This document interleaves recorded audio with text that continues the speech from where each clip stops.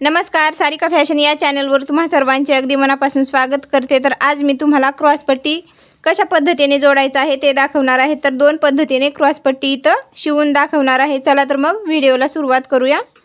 तर हा पार्ट इथं मी शिवून घेतलेला आहे, दोन्ही बाजूचा, डावी आणि ही उजवी बाजू आहे बघा। तर हे दोन पार्ट इथं मी शिवून घेतलेले आहेत। तर याला आता क्रॉस पट्टी इथं जोडून घ्यायची आहे। तर अगोदर पहिली पद्धत दाखवते, पुन्हा दुसरी दाखवते।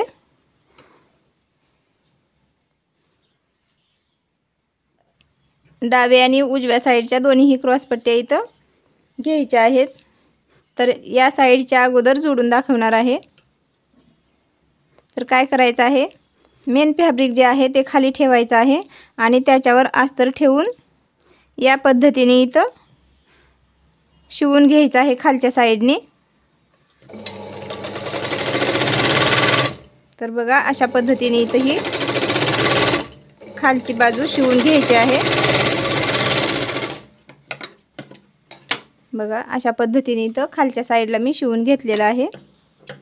तर इथं काय करायचं आहे, याला आता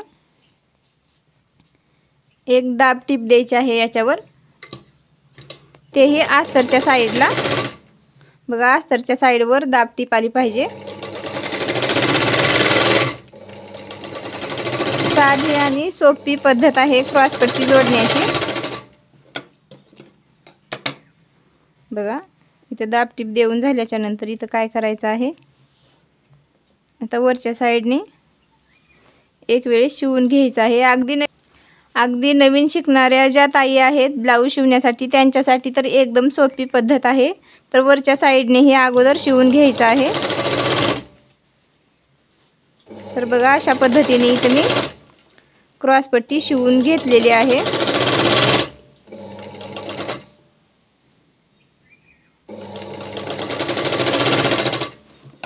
कोणालाही अगदी सहज शिवता येते ही क्रॉस पट्टी, बघा जोडता येते ब्लाऊजला।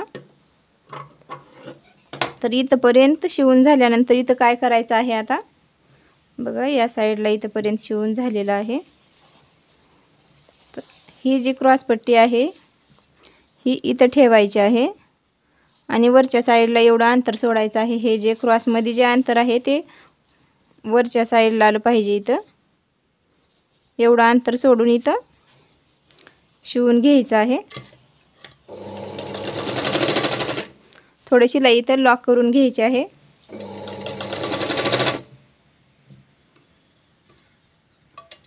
तर खालचा टक्सा हा व्यवस्थित करायचा आहे बरोबर।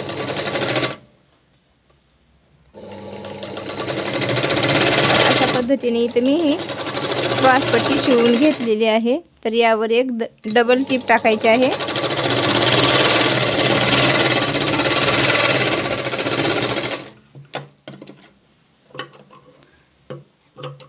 बघा किती साध्या आणि सोप्या पद्धतीने इथं मी ही क्रॉस पट्टी शिवलेली आहे। तर याच्यावर एक दाब टीप द्यायची आहे।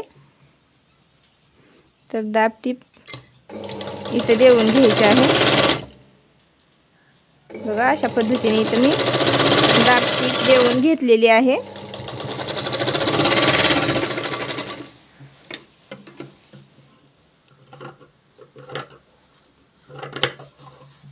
इथं पुन्हा काच बटन पट्टी लावायची आहे। तर किती छान मी साध्या आणि सोप्या पद्धतीने इथं क्रॉस पट्टी जोडून घेतलेली आहे। बघा एकदम परफेक्ट अशी क्रॉस पट्टी इथं जोडून झालेली आहे। खालच्या साईडनेही अशी येणार आहे। तर हा एक पार्ट इथं शिवून झालेला आहे। तर दुसरा पार्ट ही सेम याच पद्धतीने शिवून घ्यायचा आहे। ही एक पद्धत झाली क्रॉस पट्टी जोडण्याची। तर आता दुसऱ्या पद्धतीने क्रॉस पट्टी कशी शिवून घ्यायची आहे ते दाखवणार आहे। क्रॉस पट्टी योग पट्टी जोडण्याची ही दुसरी पद्धत आहे। तर पहिली पद्धत कशी वाटली ती सांगायला विसरू नका। तर दुसऱ्या पद्धतीने आता ही क्रॉस पट्टी कशी जोडायची आहे बघा। तर अगोदर एका साईडला जोडून दाखवली आहे, आता तर दुसरी पद्धत ही दुसऱ्या साईडने जोडून दाखवणार आहे बघा। तर खालचा पार्ट आणि वरचा पार्ट दोन्ही साईडला काढून घ्यायचे आहेत। तर ते एकमेकावर ठेवून आता इथं मी साध्या आणि सोप्या पद्धतीने तुम्हाला योग पट्टी कशी जोडायची आहे ते दाखवणार आहे। मेन फॅब्रिकवर अस्तरची ही क्रॉसपट्टी ठेवून 1/2 इंच अंतरावर इथं शिवून घ्यायचं आहे खालच्या साईडने। तर बघा इथं 1/2 इंच अंतरावर मी शिवून घेतलेलं आहे। तर याच्यावर एक दाब टीप द्यायची आहे। दाब टीप देत असताना अस्तरच्या साईडला येऊ द्यायचं आहे। जर या साईडला मेन फॅब्रिकवर जर दाब टीप दिलं तर त्या ठिकाणी दोरा हा वरच्या साईडला दिसेल। अस्तरच्या साईडने जर दाब टीप दिले तर अस्तरच्या साईडवर खालचा दोरा दिसून येईल।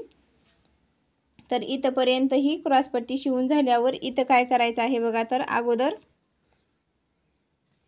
हा पार्ट व्यवस्थित ठेवायचा आहे। तर हा टक्स आहे, या टक्सला मी थोडंसं कट करून घेणार आहे।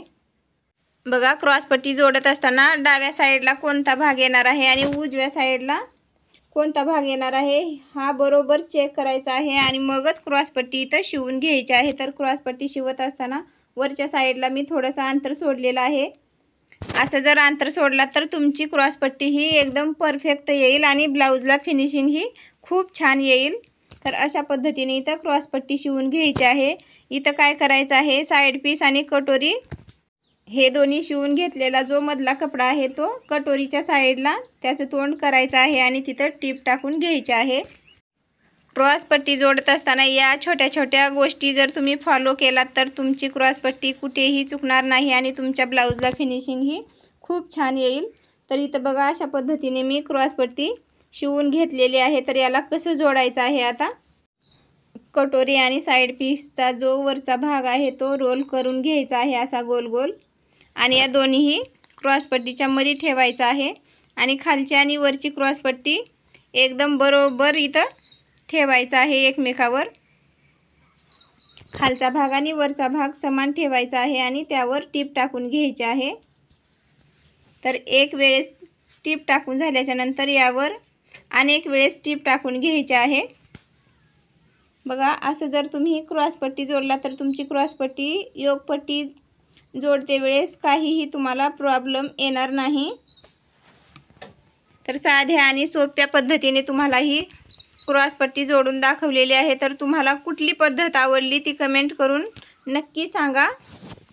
तर याला आता सव्वाशी करून घ्यायचं आहे। उलटी जी बाजू आहे ती सरळ केलेली आहे बघा इथं।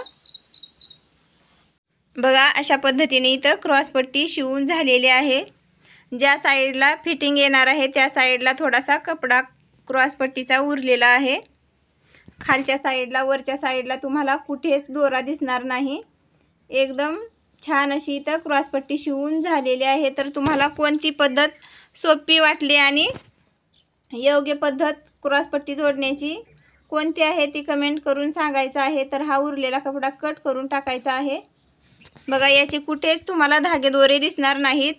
पहिली जी पद्धत आहे त्याचे खालच्या साईडने थोडेसे धागे दिसणार आहेत, पण याचे धागे दोरे कुठेच दिसणार नाहीत। तर तुम्हाला ही पद्धत कशी वाटली ती कमेंट करून नक्की सांगा आणि ज्या कोणी मैत्रिणी सारिका फॅशन या चॅनलसाठी नवीन असतील तर व्हिडिओला लाईक करा, शेअर करा आणि सारिका फॅशन या चॅनलला सबस्क्राईब करा।